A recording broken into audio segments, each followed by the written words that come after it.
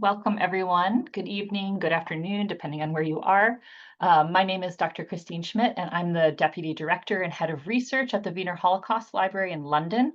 On behalf of our partner, the Holocaust Research Institute at Royal Holloway University of London, we are pleased to welcome you to tonight's book talk event with Professor Jacob Flaws, who will be speaking about his book, Spaces of Treblinka, Retracing a Death Camp, published by the University of Nebraska Press in 2024.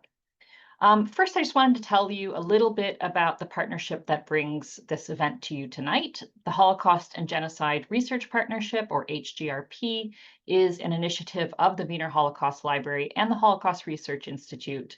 The partnership brings together the library, which is, as many of you know, the largest collection of Holocaust-related material in the UK, and also a charity, together with the Holocaust Research Institute, which is the flagship center for cutting-edge scholarship in the UK, based at Royal Holloway University of London.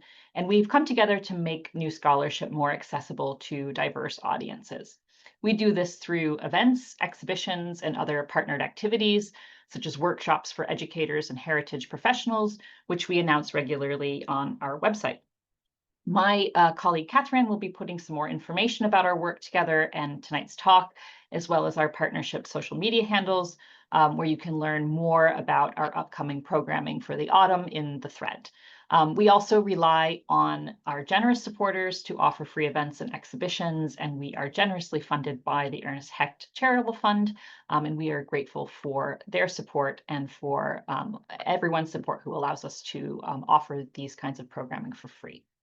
So before I hand over to tonight's chair, who will introduce the book and our speaker, just a few notes of housekeeping. I think everybody knows the Zoom landscape now, but just in case, we are really pleased to have you here, and we are recording this event. But just in case you get disconnected or need to leave early, we will have it available on the library's social media channels after the event, or if you'd like to share it with other people. We will be keeping everyone on mute throughout the entire program, but if you have a question, you can post that at any time in the Q&A box. You can post these throughout, and we will have some time after the formal lecture and formal discussion to take up as many as possible. You can also toggle on closed captioning at the bottom of your screen. And if you have any trouble, please just post a question, and we will, Catherine and I will try to help as best we can. So now, without further ado, I'd like to introduce Professor Dan Stone, the chair for tonight's event. Dan is Professor of Modern History and Director of the Holocaust Research Institute at Royal Holloway. He is the author or editor of numerous books, which I won't go into here or else we'll be here all night, but including The Holocaust and Unfinished History, which was published by Pelican in 2023. So I'd like to hand over the virtual floor now to Dan. Thank you, Christine, and good evening, everybody. Thank you for attending tonight's event. It's my great pleasure to introduce our speaker tonight, Jacob Flaws.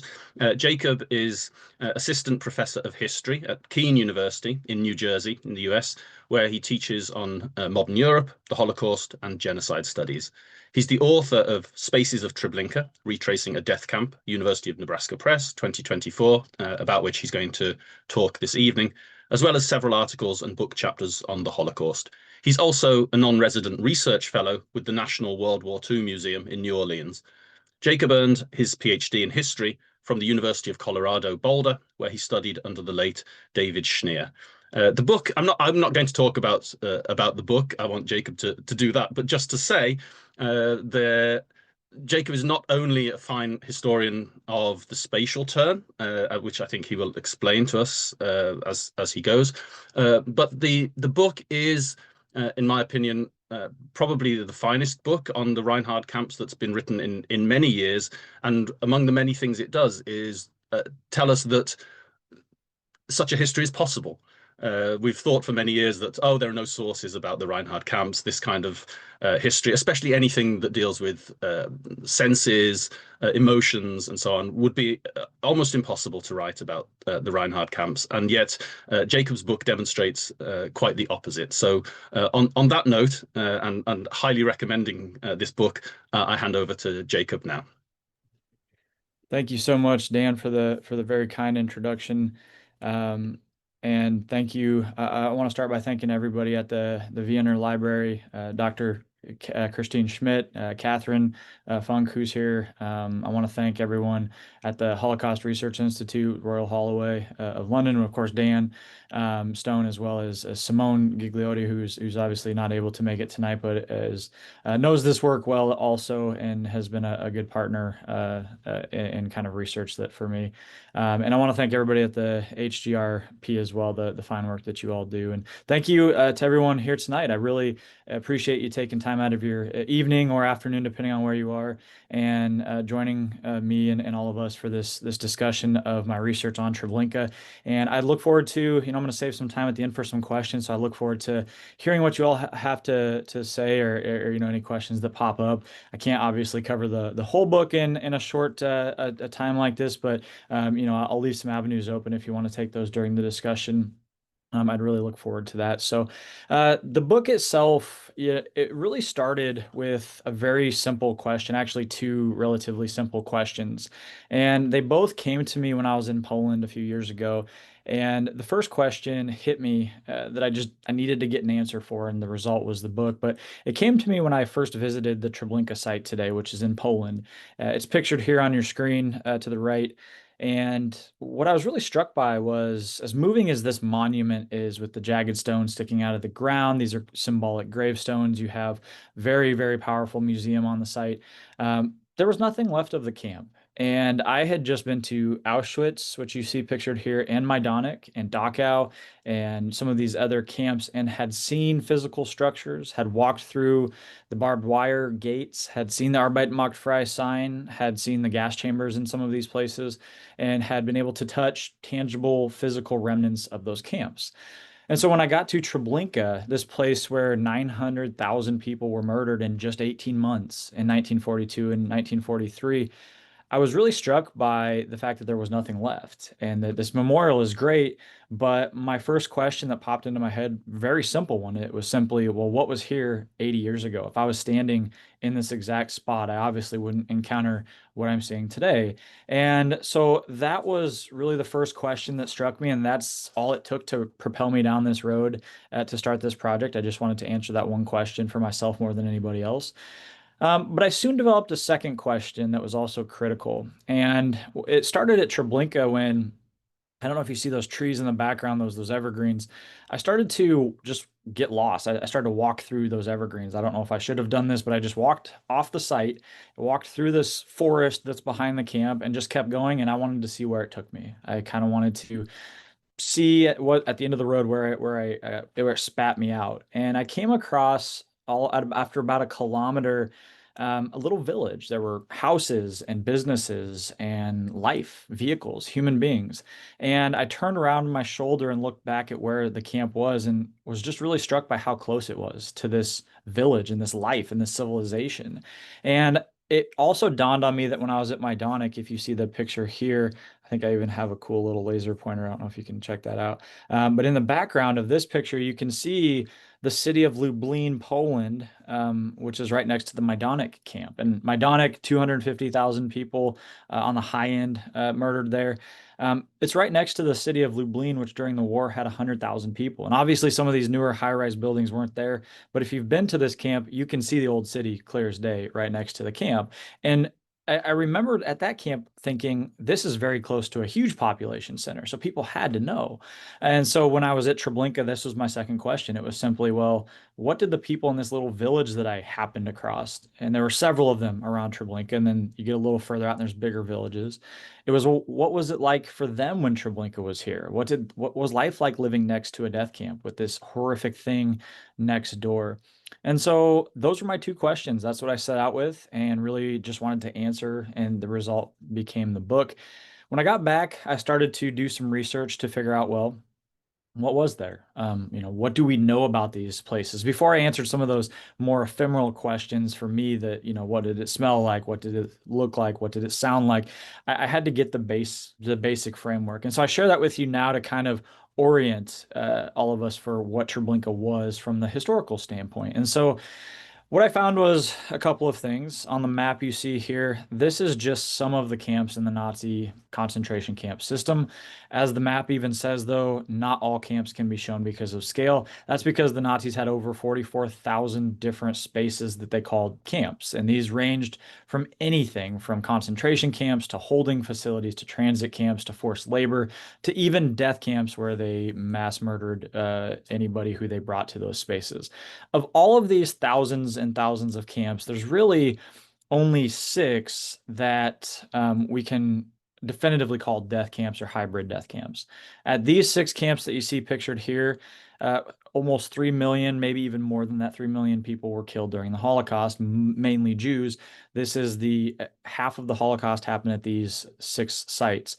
But even amongst these six sites, if we really dial it down, there's really three that form the dark heart of the Holocaust. And those were the Reinhard camps that Dan mentioned in his introduction. And that's Treblinka, Belzec, and Sobibor. Those three camps were built after the Wannsee Conference in 1942. They were places where people went simply to be killed. So at a place like Auschwitz, you're probably familiar with the selection that happened at the end of the ramp, where an SS man wearing a doctor's outfit made a decision of you're going to the gas, you're going to work. And a lot of people relatively survived Auschwitz because they had so many work camps. There were something like 40 subcamps of Auschwitz where you had forced slave labor for the Third Reich. And while certainly deadly in its own right, some people did survive that. We know of quite a few survivors from that particular situation. In that sense, Auschwitz was a hybrid concentration death camp. Same thing was true of Majdanek. Helmno was kind of this experimental death camp, which doesn't fit any category super nicely. But really at these other three camps, Treblinka, Belzec, and Sobibor, there was no selection that I just told you about that you're pretty familiar with if you've seen a lot of Holocaust films or photographs. At these three camps, Treblinka, Belzec, Sobibor, the so-called Reinhard camps, everyone was murdered right away. There were no selections. There was no forced labor. There was no long-term prisoners being kept alive. Everyone was sent directly to either the gas chambers or they had a small execution area. The only exception to that was a small group of around 600 to 900, mainly young men, who were kept alive at any given time to run the camp. The Nazis weren't going to do the horrific part of the camp themselves, the killing parts, so they kept Jews alive whose only right to live was to run these horrific parts of the camp. And even those groups were rotated out and they were murdered every 2 to 3 weeks, and then they would make a selection to replace those people. At just those three camps, at Belzec, Sobibor, and Treblinka, around 1.7 million people were murdered in just around 19 to 20 months. And so this is the dark heart of the Holocaust. This is the place where, because we have so few survivors comparatively, we didn't know a lot about these particular places. Because of that, one of the landmark works on this field is about 40 years old. Yitzhak Arad's Belzec, Sobibor, Treblinka, still a wonderful book, still the starting point. But my goal is to really kind of step into that space and say, okay, this is what we knew. What do we know today? And I think it's really interesting too, because at Treblinka, we have around 70 survivors that we know of. At Belzec, we have about 2 survivors. At Sobibor, we have around 70 survivors. So of all of these camps, we really only have around 140 to 150 people who survive. So the source material for me answering my questions that I told you about, what was there and who knew what, is very limited, or at least I thought it was going to be very limited stepping into this space. And so once I was armed with my questions and then the outline of what these camps were and the role they played in the Nazi universe, which I just outlined for you, I started to put pen to paper. I started to dive in and try to find some sources. And I came up with really, there's 3 things that I hope at least you take away from tonight's talk that I think are central to what I try to do in the book and kind of the larger takeaways of the project. The first thing that really struck me was this concept of space. I mentioned I was really struck when I was at Treblinka, and I had no idea why that was. I don't have any personal connections to the site. I don't have Jewish family. I don't have Polish family. I don't have German family even. So the site was still very, very moving to me, and I just could not figure out why. I thought I was just unique, that I was somehow affected by space, and that was a me thing. Turns out I wasn't. I got home, I did some research, and a lot of spatial theorists have written on this. Especially, I was really drawn to one person named Doreen Massey, who's a geographer, spatial geographer. And she talked about an idea, and it's a big long term, so I won't say it because it's one of those fancy words, but it's a really simple idea that we all create space simultaneously where we are. And in order to recreate that space, any space, you have to interview everyone who was involved in that because we all create that space. And in a way, we're actually doing this right now. Even though we're in a virtual environment, we're all making sense of this talk in the spaces that we are in. I'm in my office. Christine, you may be in London, perhaps. Wherever you're tuning in from, you're going to remember this talk. It's going to be fairly similar if I interviewed everyone, but you're going to have your own specific connections to the space you're in, but also your mood, the thoughts that are in your head, how things are going, your worldview. That all does play a role in how you interpret the space, and that's pretty low stakes. Like if we were in a classroom together, it's pretty low stakes, so we would all probably describe that fairly similarly. But what struck me was that connective tissue of how we create space has been true throughout human history. And so it was also true at Treblinka. And when you apply it to something like genocide, it is a very high stakes environment. And so actually getting everyone's different perspectives is crucial to trying to understand what that space was. And so in my book, that meant that I had to put the German voices in there because they're the ones who built the space. I had to put the Jewish survivors and victims' voices in there that I could find because they were targeted by the space. But I also had to put the local Poles who lived their daily lives as this was going on in their backyards. And I had to put all these things together. And by doing that, the more voices I put together, in fact, the more accurate or the more I felt like I was actually recreating the spaces of Treblinka. And there's other lessons though that I really want to pick up on as we go. In the process, I discovered that we actually had a lot of witnesses to these places. There was this belief for a long time that these camps were somehow hidden, isolated, that no one knew about them. There's a number of reasons why that's the case, and they're not completely incorrect. But in my research, I show that people saw things, they heard things, they smelled things, they interacted with people who maybe escaped from a camp or from a train at 5, 10, 15 kilometers away from the camp itself. And if you draw these radiuses around Treblinka, you start to see there's thousands of people who witnessed something related to this camp. We just have never called them witnesses before. And that's something that I really, I think is important to acknowledge because genocide does not happen in a vacuum, which is really this third point. The past does not exist in black and white. And when I teach this, especially when I teach it to undergrads, when I teach the Holocaust, when I teach history just in general, a lot of our pictures are in black and white. And so there's this belief that history didn't happen in a smelly, loud environment like it does today. Our lives are loud and smelly, and there's senses that you employ. That was true of all of human history. And when we acknowledge that, we start to realize that people witness through those senses. And by doing so, they make very, very powerful memories. And the past is very, very similar to the present today. So with those three things, I think it's this sensory witnessing that really kicks things off. Dan had mentioned that in his introduction, that the sensory witnessing was one of the things that I think highlights the book methodology pretty well. And I think at the heart of that, why the question of senses is so important is it underlines this spatial tension that runs throughout the entire book. Throughout the process here, there was this tension of what Treblinka should be, what the Nazis wanted to create there, and the horrific reality of what the space actually was. And to best quantify this, I show you a picture that I came across when I was digging through an archive in Colorado as a grad student. Made one of these really interesting finds where I came across this pamphlet with this really, really powerful cover art that you see pictured here. And on the front here, it says the human slaughterhouse Treblinka. And I started to unpack this a little bit. And what do we see in this image? Well, it looks like Treblinka is a modern factory. Up on the hill there, you don't see a death camp with barbed wire and what we think of our Arbeit macht frei. You see streamlined, sleek, industrial, modern buildings. You see smokestacks and furnaces. You don't see killing. You don't see the brutality of lives being ended. There's no blood. It's simply the bodies just vanish into the air. And the only sense you have that this factory is not producing gadgets and gizmos, but instead is producing dead bodies is these disembodied specters on the horizon here. All the killing is removed from our sight, and this shows Treblinka as this sleek, industrial, clean killing facility. On top of that, it's connected to the outside world. It's not hidden. Look at the railway telegraph wires that are connected to this camp. Furthermore, it's up on top of a hill. The Nazis would not have put this on top of a hill if they were trying to hide this.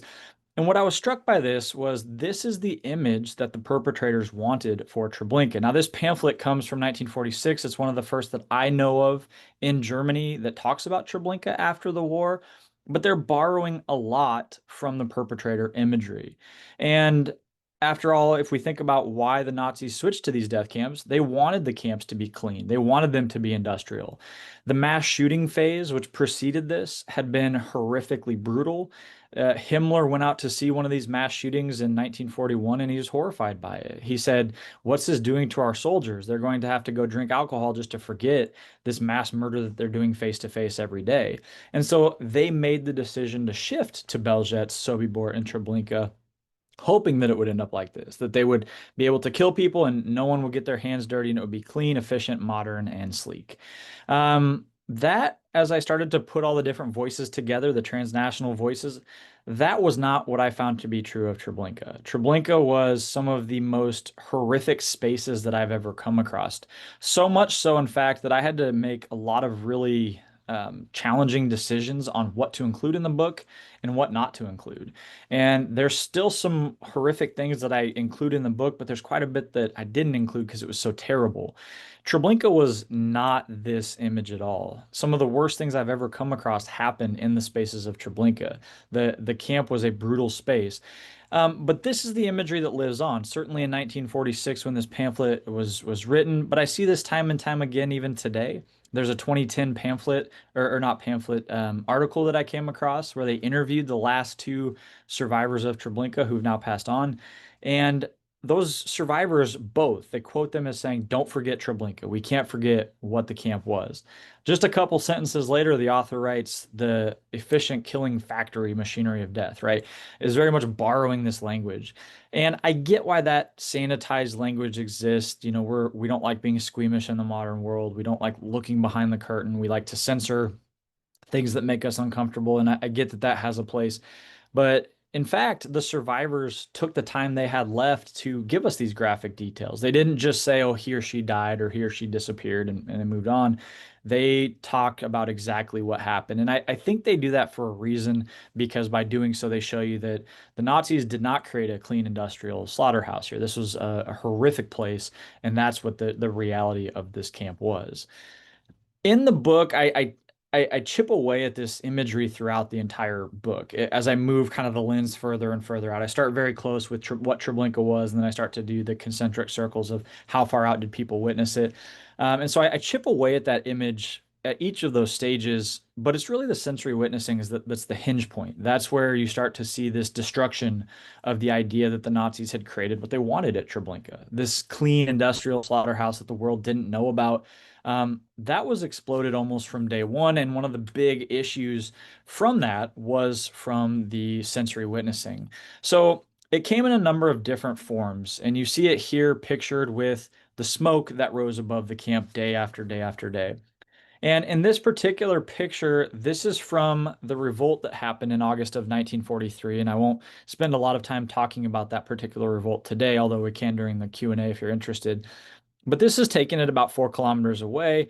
On that day, several Jews blew up parts of the camp, set it on fire, and then they escaped. And this was what it looked like on the horizon from a Polish person who lived from 4 kilometers away. And this is what they saw. They saw this big smoke plume above the camp. And as I was reading more and more testimonies, I realized that the Nazis were burning tens of thousands of bodies at Treblinka every day to dispose of the evidence, to cremate the people that they had mass murdered. And so if this is what it looked like just on one day, what did it look like every day when they were burning these bodies? Now, we don't have a picture of what that might have looked like, but I do have a picture of what it looked like at a different camp. So this is Majdanek, the camp I showed you at the start that I had been to. This picture is taken from the town of Lublin. I said it was close, right? You can see in this picture just how close the camp is to the city. On this particular day, this is probably during Operation Erntefest, where at Majdanek, the Nazis shot around 18,000 Jews, and then they burned those bodies for the next couple of days.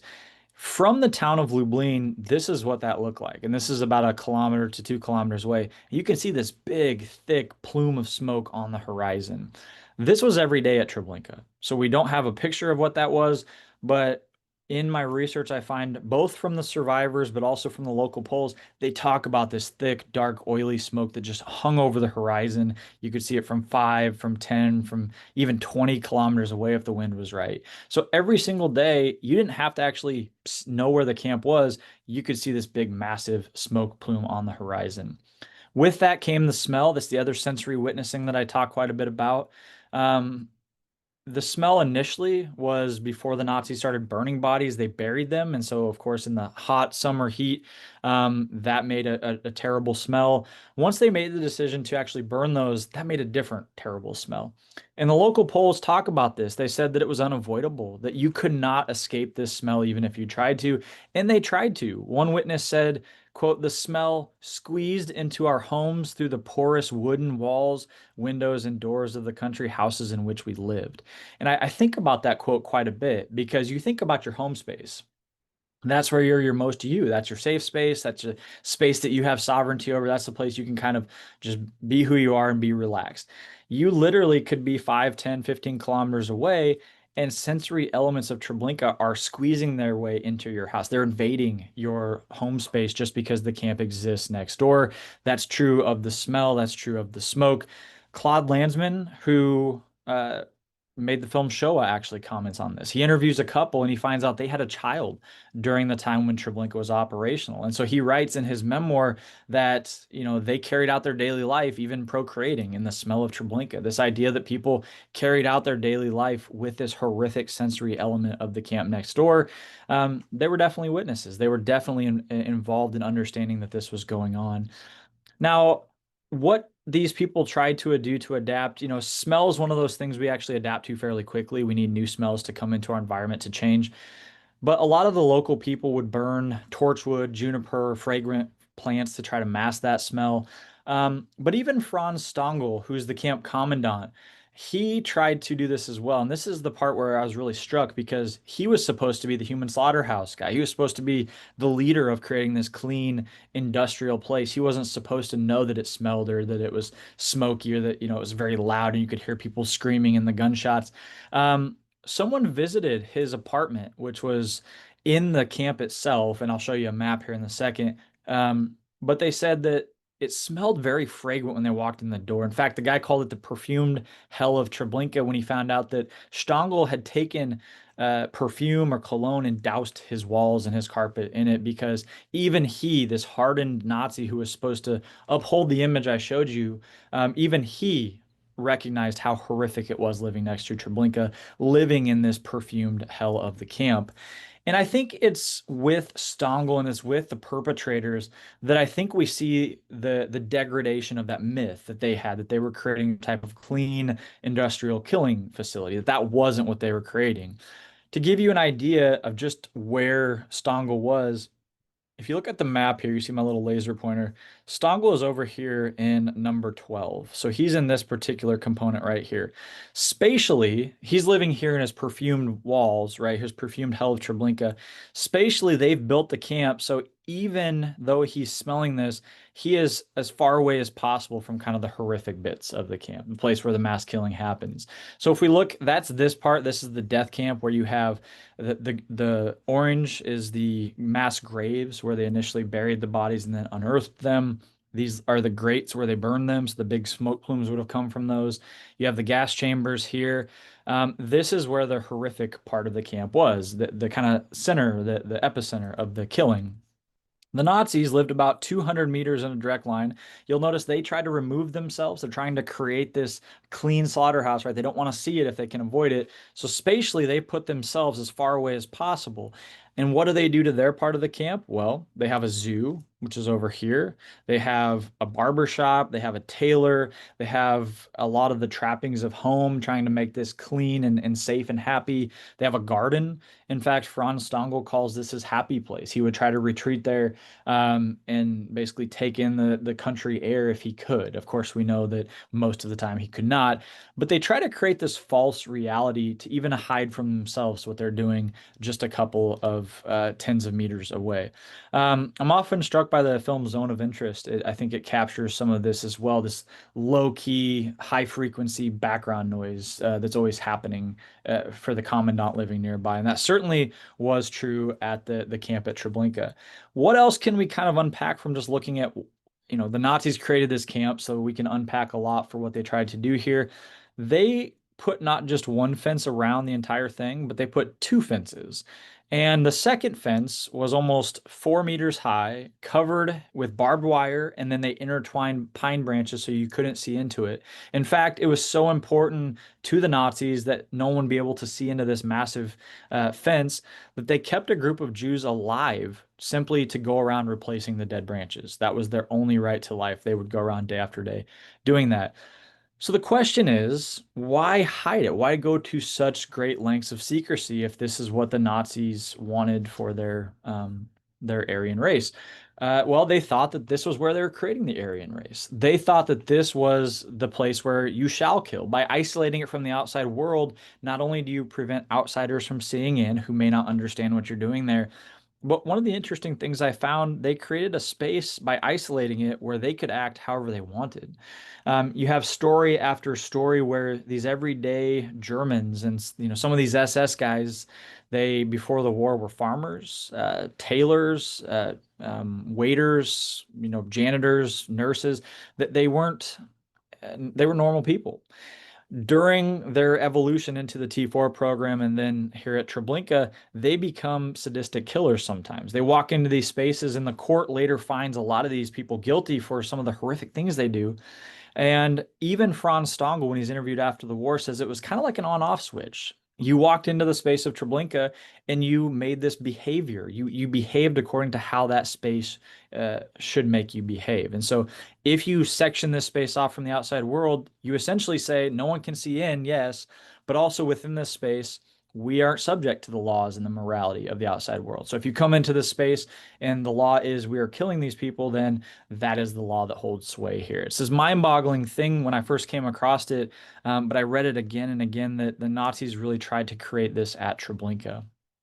Now, how about the Jewish people who were sent to this space? And I think this was one of the ones I struggled with because the vast majority of Jewish people sent to this space weren't here very long because they were murdered. This is a place where the vast majority of people sent there as targets as became victims. These were 900,000 people were killed here.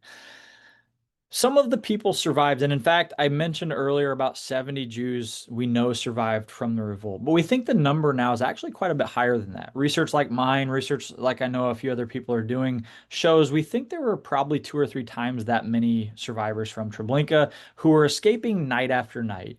And I can talk more about how they did that during the Q&A if you'd like, but I want to give you an idea of what they then encountered when they entered the world outside Treblinka. So this is an aerial photograph taken in 1944 of the camp, and the camp has been torn down at this point, but for reference, the camp was right here, if you can see my laser pointer, in this little triangle that's kind of cross-sectioned by these railway lines. The camp sat right in this space. This is where the death camp was. You can actually see the little town of Volka that I walked to. Pretty impressive. I walked all that way. It actually is it's a lot farther than it looks here on that aerial map. You have, swampland, you have farms, you have forest, you actually have a river running through right here. You have another town this way.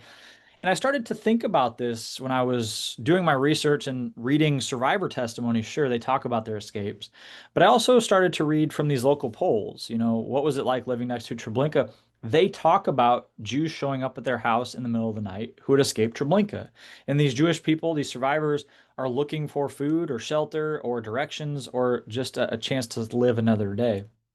And I start to think about the implications of that because while Treblinka was bursting forth with this smoke and the smell and the sounds, and that happened day after day after day, you could become a witness that way.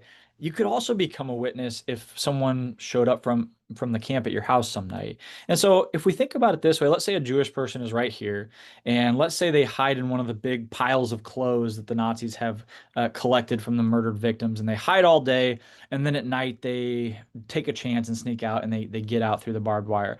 They're going to pick a direction, probably at random, and they're going to say, I am going to go this way to try to escape because I need to get away from the camp.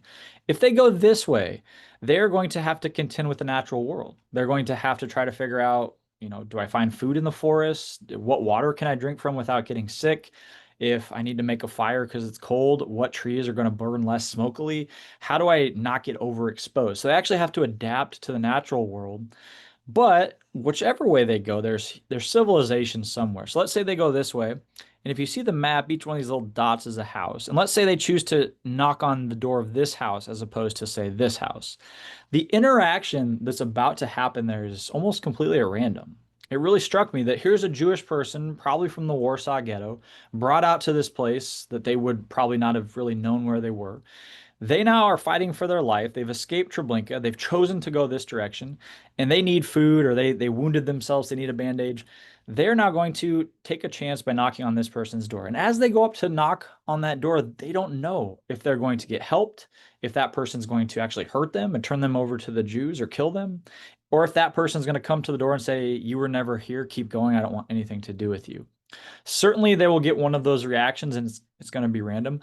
But what I found was that the Poles probably didn't know how they were going to react either in most cases, because the Poles in this area are also being colonized by the Nazis. This is a place where they no longer have sovereignty over their own homes. The Nazis can come into their house at any time and find any contraband they're looking for. If they find a Jewish person that this Polish person is hiding, they will kill the Polish person and their entire family, and they did so. They made it illegal to actually save and do the right thing and help Jews. Regardless, if you think about every person that escaped creates one of these random vectors. And so you may not, let's say you live 10 kilometers away in this direction down here, you may not have seen the smoke every day or the sights or the smells, but at the middle of some night, you might have a Jewish person knocking at your door because Treblinka was on the horizon. These random interactions, I think, just are very fascinating for how the camp was extended, how this space then gets brought out into the local countryside. That's also brought together with the railway corridors. And this was something where I really was struck when the last time I visited, walking through the train station at Malkinia, thinking most of the Jews who were sent to Treblinka came through this space as well. They probably would have seen this train station on their way to their death. And I started to chart that back, and I said, these cattle cars that the Nazis used to send Jews along these railway corridors, they were kind of mini death camps in themselves. They were loud, they were hot, they were smelly. People died in there. These were cars that were rated for about 40 soldiers or 8 horses. The Nazis would pack 150 to 200 human beings in there, not give them any food, not give them any water, and send them on these sometimes day or 2-day long treks in the middle of the summer. And so you have essentially rolling coffins with the smells and the sounds and the sights of people struggling for their life that are going through people's backyards. And so maybe this will resonate with some of you. I grew up in a small town in Iowa. I don't know if anyone's been to Iowa on purpose, but when I was growing up in this small town in Iowa, we had 3 trains come through every day, freight trains, right? You had one at like noon, one at 3, and one at 11 at night. And it was one of those things where you heard the whistle and you started to kind of judge your daily life by it. I knew as a kid, if I heard that 11 o'clock train, I was having a good night because I was staying up late. We were having fun. But you got used to it. You got used to the chug, chug, chug, the pitter patter and all that stuff. I found in this area that if you lived along these main railway lines to Treblinka, whichever direction you were coming in 1942, you were used to that as well. You were used to the freight trains, the passenger trains that came through your backyard every day. That changed on July 22nd, 1942, when the Nazis started sending Jews to Treblinka. On that day, they started to send very, very different trains, these cattle cars that I was telling you about. And so if you happen to live next to one of these railway spaces, you might be on a lone farm, you might have an entire village next to one of these spaces. They noticed these new trains. They started to smell these trains. They started to see them and hear them. And then Jews started jumping out from them. And some of them survived. And again, then you had that knock on the door experience where they're going to, if they survive the jump, they now need food, shelter, and maybe medicine, and they're going to go to the first house they see. You have more random interactions. Uh, Sometimes they didn't survive, in which case the train leaves and the local Polish people now have bodies in their backyards, bodies in the village where the train track is. In this way, all up and down the railway lines, you have potential areas of interaction. And this is a way where people can witness something related to Treblinka without ever being near the camp, without ever seeing the camp, which is over here. They could live 40 kilometers away, maybe in this town, but have a train come through one day, and that's their connection to this particular part of the Holocaust. And so again, as I started to widen the lens, I really started to dive in here of, well, how does witnessing work? And if we think about this being true at Treblinka, it was probably true at Belzec, at Sobibor, at Auschwitz, which had railway lines that actually went all across Europe. And so the fact is that most people in Europe living near a railway line, if it was used to go to a major camp, probably witnessed something related to the train or maybe even the people on those trains as they were going. So that's just a quick rundown of the things that I wanted to cover real quick today. Again, the big thing I think that's important is putting these different voices together. There's not a lot of redeeming qualities in research at Treblinka. It's a pretty horrific place to study and research. But one of the, I guess, more beautiful pieces of my research, if you can call it that, it's one of the redeeming qualities, is the more different voices you put together, you actually deconstruct the perpetrator voice. You make sure that we aren't therefore continuing to perpetrate that language. And so we should do this in research. We should try to capture the spatial reality. We should try to get as many people who are in the room to really tell us what happened. In doing so, we have to change how we think about these camps. These are places that a lot of people witnessed, especially if we start to zoom further out like I did. People living near the railway lines, people living near, I even talk about in Warsaw, near the unloading platform. You have people watching the Jews get marched through the ghetto to the trains. That's a point of witnessing that we may not consider beforehand. In the 21st century, this is massively important. We pick up our phones and I'm live streamed. I maybe even don't intend to. I just hop on Facebook and I'm like, why am I watching a live stream from, I don't know, Ukraine or China or wherever in the world? You're instantly beaming images across the world. Does that make us witnesses today? And it's a way that we're all interconnected in a way that, started at this point and is still true. And then finally, of course, the past is vivid, it's multisensorial. People form ideas, opinions, memories in a lot of the same ways we do today, through sights, through sounds. I think of a song comes on the radio that I heard growing up in high school, and I'm like, oh, it instantly takes me back, right? People did that back in 1942. People did that a long time before that. These are things that actually connect and unite us and bridge that gap between what we see today when we go to a site like Treblinka and what was there all those years ago. So with that, I want to leave you with a coupon code if you are interested in the book. This is something you can scan from where you are, and it should give you 40% off if you use that coupon code. This is the University of Nebraska page, so if that does not ship to where you are, I don't know if it always ships everywhere. I think it's actually about 40% off on Amazon right now. So if you're interested, I'd love to hear from you. If you don't get a chance to chat during the Q&A here over the next 20 minutes or so, and you want to follow up, please do. I always love to hear from people. If you've read the book, if you read the book, you have questions, there's my email address. And so with that, I want to thank you and kind of turn it over to Dan and to the audience to, ask any questions or have any more discussion that you may want to have. Thank you so much, Jacob, for a wonderful talk. You've covered a great deal and given us a lot to think about. So please, people in the audience, post your questions. There's a couple here already. The first from Anna Solarska. Hello, Anna. Could you tell us more about the types of things you didn't include because they were too horrific? I don't think you're being asked to tell us in detail, but the question is in what ways and what guided your decision making to leave things out? Yeah, that's a fantastic question. It was one, honestly, that I went back and forth with my advisor, who you mentioned in my intro, the late David Schneer, and I was working through this as the dissertation when it was in that stage, and was just thinking, my goodness, there's a lot of really terrible things that happened at Treblinka. Things that people saw, of course, but also the smells were horrific. Some of the things that I was recreating and talking about, and I asked him, I said, how much of this do I include without appearing gratuitous? I don't want to appear like I'm just gratuitously violent, right? And he said, you're kind of in charge of the horrors that you then pass on and replicate. So most of the things that I chose not to include were things that I think would probably be horrifically grotesque, if that makes any kind of sense. Like things that I just thought were a little above and over the top, that I do think survivors included for reasons, but I think that people could probably find if they really wanted to. I did include a lot. A lot of the stuff I include, I didn't really spare a lot of this detail. And I talk about this more in the book, and I mentioned it today. I think that's actually a useful thing. And it's something I ask my readers to do. I ask them to confront some of these horrific things. And the book is not pleasant in some places. And there's a reason behind that. It's not just to be gratuitous or share some of those things, but it's to remember what the camp actually was and to say that, this is not what the Nazis wanted. That the Nazis, they erased this camp after the war. They tore it down in 1943. They didn't want anyone to find the leftovers of this place.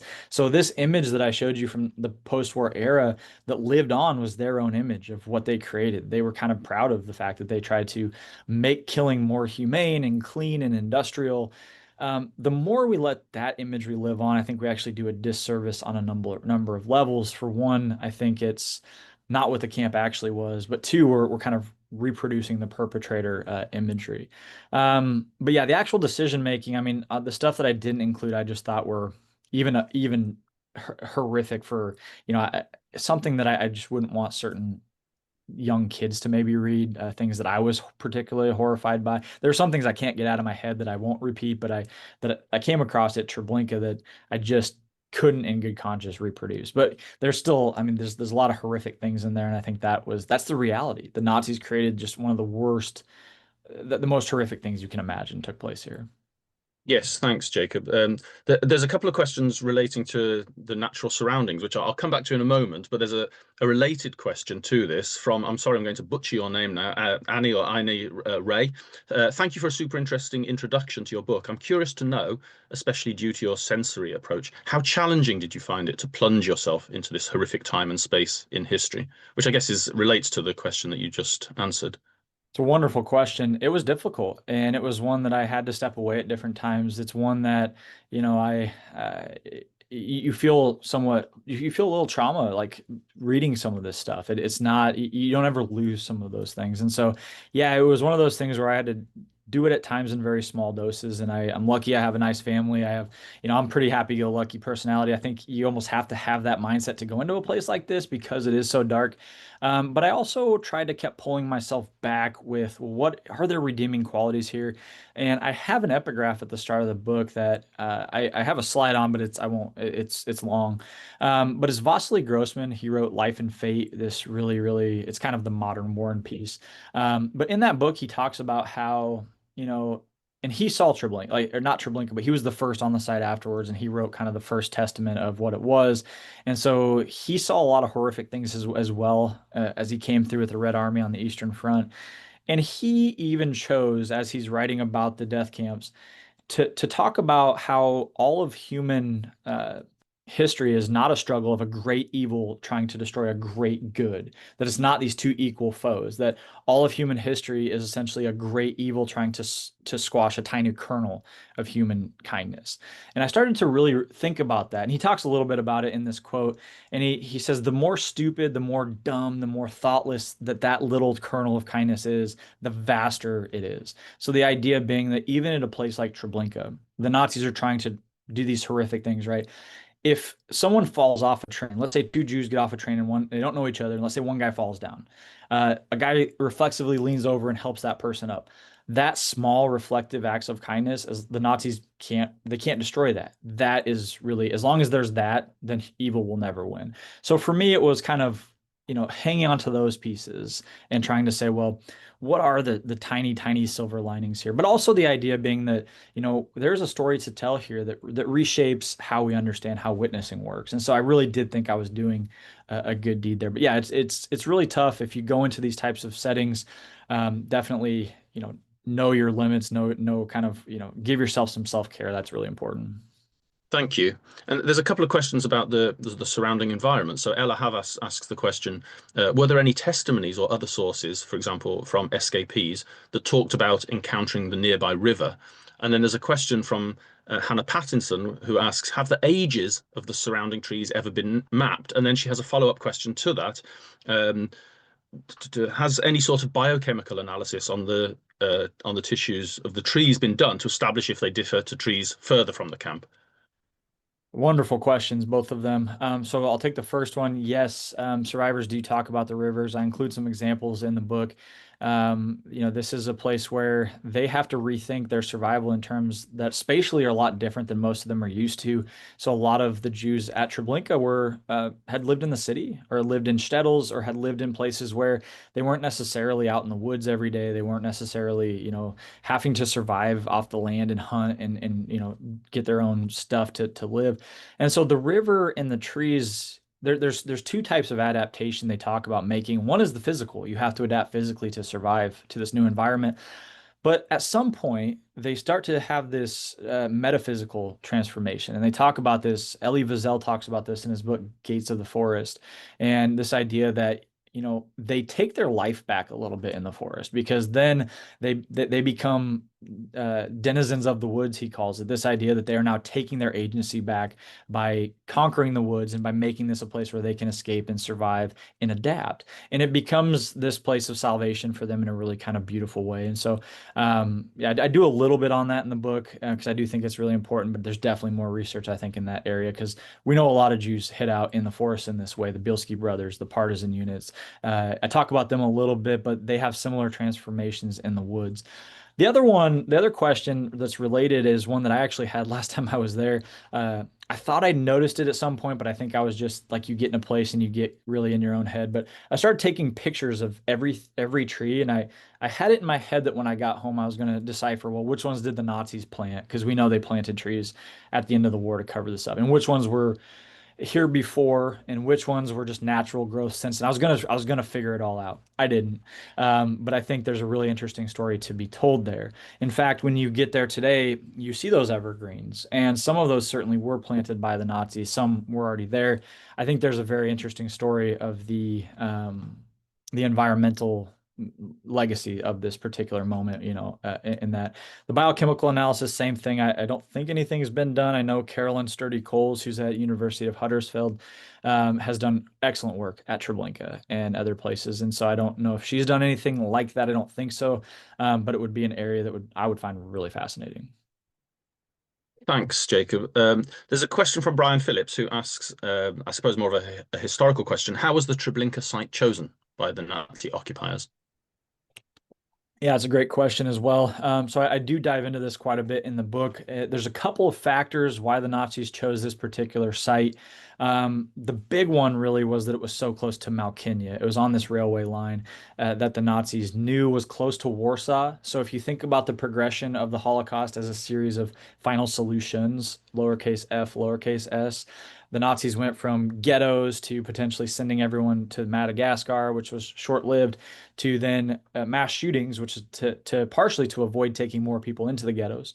And then from the ghettos, they always knew there were going to be another solution. So in the ghettos, the idea was they were temporary, but they needed to be near railway lines for whatever the next solution was going to be. Whoever figured that out. Fast forward a couple of years from when the ghettos were established to the Wannsee Conference, while they figured it out, and the decision was made that they were going to send the Jews from the ghettos using the trains that they had been aware of, kind of trying to keep the railway corridor nearby, to these death camps. And so when they started looking at the big ghettos, Warsaw was the biggest ghetto, 450,000 Jews in this ghetto. They needed a place within close proximity, and they needed a place that was going to be on a major rail line. And so Malkinia it's kind of this out of the way train station, but it's a critical hub, partially because it's right near where the Nazis launched Operation Barbarossa. And so they had already focused on this area. And so that was about 50 miles or 80 kilometers from Warsaw. They already had a great hub there. And so the Nazis said, we're going to build a sidetrack off of this, and we're going to build the camp in this particular area. On the site itself, they had a rock quarry that they had been using in the buildup for the war effort. They had been working this granite quarry, and it was a labor camp. Treblinka 1 is what it's called, local Poles. It was a construction company before the war, but because the Barbarossa was launched from that site, that became a centrally important spot just for that particular region. And so the Nazis already had a camp there. So they said, we're going to take the people in Treblinka 1. We're going to have them build Treblinka 2. And it was so close to that railway line to the biggest ghetto that it just made sense. Perfect, thank you.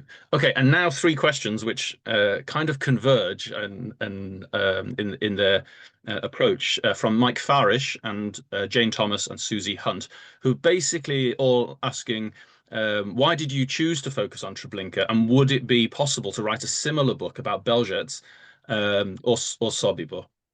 Oh, I love that question. Yeah, so I chose Treblinka because I was most affected by it when I visited, right? I went to this space and I was the first time I was there, I was fresh out of undergrad and I didn't know what I didn't know. And yeah, I felt haunted. That was the word I kept coming back to.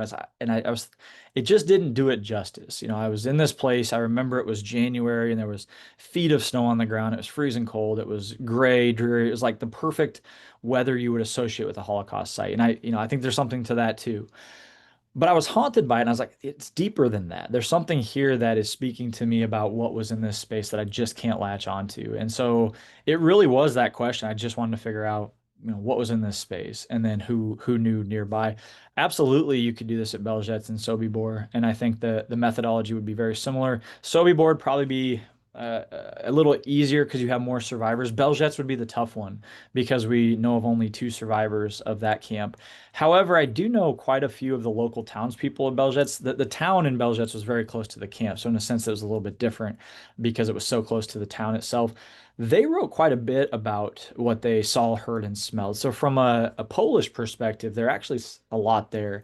There's actually some paintings that a guy in Belzec did in the 1960s of Belzec, and he donated them to a local church. And you can Google and actually see them of what it looked like in Belzec. And he shows the bodies burning and all this type of thing. And it's really fascinating. There's a lot of untold stories, I think, with this type of methodology that could be told that would be really interesting. Thanks, Jacob. I'm apologising to those whose questions are not going to get asked. I think we've got time for one more, and I'm going to take the question from Arlene Ionescu, who, because I think this is an interesting question that I'm going to read. I will be asking a very difficult question related to memory and the way a historian can work in Poland now.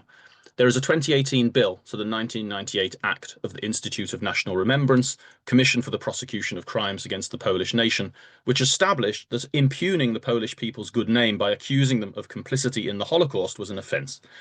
Obviously, when you say that they were close to the place and did nothing, you implicitly accuse them of complicity, of course, also pointing out that they were banned from helping Jews. If this is not too personal, I would like you to tell us if you felt hostility from those who knew what you were working on. Wow, excellent. Very astute question and a lot of layers to that one. In short, no. I think everyone in Poland that I talked to couldn't have been friendlier and was super helpful. I also think that the Poles themselves don't come across as as negative of light in the book as they could have. And I did not do that intentionally by any stretch. I know there's a narrative of Polish apology narrative for Poles being next in line to the gas chambers that's very problematic. We do know Poles were victimized in their own way, but certainly to compare that with Jewish victimhood is a different thing. Although that's I think part of the reason behind this bill that you're talking about. I think that they really try to protect this Polish victimhood. In my book, I kind of try to take some of that out of the equation and just say, well, what does the space of this interaction tell us? And in that narrative, actually, I think it takes that away because you'll interview some of these Polish people, you read an interview or testimony, and they're almost always trying to give you a slant, just like every primary source ever. They're trying to exculpate themselves, for example. They're trying to say, well, look how nice I was righteous, I helped Jews, and that's what I'm going to tell you about today. But unequivocally in that story, they paint the scene for you in a way that doesn't affect their own complicity, right? They say, well, I saw the smoke one day and at night there was a red glow on the sky. So I knew to start asking questions. I want to figure out what that was. And, that I heard this. They start to tell you these spatial details that actually don't matter in the narrative they're trying to tell you, but matter for me because I'm trying to say, well, what was that space that everyone came across? I do think as well that I do talk about the upside down morality of wartime. I think Primo Levi's gray zone that he talks about at Auschwitz, that was true in this part of Poland as well. Um, the Nazis have criminalized doing the right thing from before the war. If you help a Jewish person, if you aid them in any type of way, not only will the Nazis kill you if they find out, but they do, and they publicize this, and they make good on these threats. And so from that sense, it's really hard for me and for anyone, I think, in 2025 to look back and say, oh, you're guilty of this and you're guilty of that. I think we can do that on a case-by-case basis, but it has to be that. We have to take it case by case to actually get to that. And even then, it's not something I like to do. I don't like to get in and judge this. So one of the things and this is where I'll kind of wrap the question because it's a great, great one. I kind of dismiss the categorization of large groups of people, especially Poles, and say, well, bystanders, blackmailers, perpetrators, like these broad categories, they don't fit very well when you're talking about a wartime setting next to a death camp where Polish people are being colonized themselves. I think of Patrick Dubois, Father Dubois, who does the Ahad and Unum. He goes and knocks on the door of Ukrainians and Latvians and Lithuanians and Poles. And within about 30 minutes, those stories that they tell in books like Holocaust by Bullets, those people could fit any one of those categories within the span of about 30 minutes. It's, you're going to help us kill these Jews. Well, no, I'm not. Okay, well, then we'll throw you in and you're going to be killed as well. Okay, well, then I'll help you. So they've now potentially been a victim. They've been threatened. Then they go and help, so they're complicit. And then they stand by and watch, so they're a bystander. So I think you have to evaluate case by case to make real concrete assertions. The legal aspects don't always, follow that type of nuance that we need, but I think that's where it's at. Thank you, Jacob, for a very thoughtful answer. And thank you again for an extremely rich presentation and to everyone for their questions. It has been a really fruitful and thoughtful event. So thanks very much. And with that, I'll hand back to Christine to wrap up. Really, just to say thanks again, Jacob. It was really eye-opening, and I hope that thank you for including the link to be able to purchase your books. I hope people will take up that opportunity. And yeah, looking forward to your next projects. And congratulations on your new son, also, which is what we were talking about before we started. So thanks everybody for taking part this evening, and we look forward to seeing you at another event in the future. Thanks again. Thank you, everyone.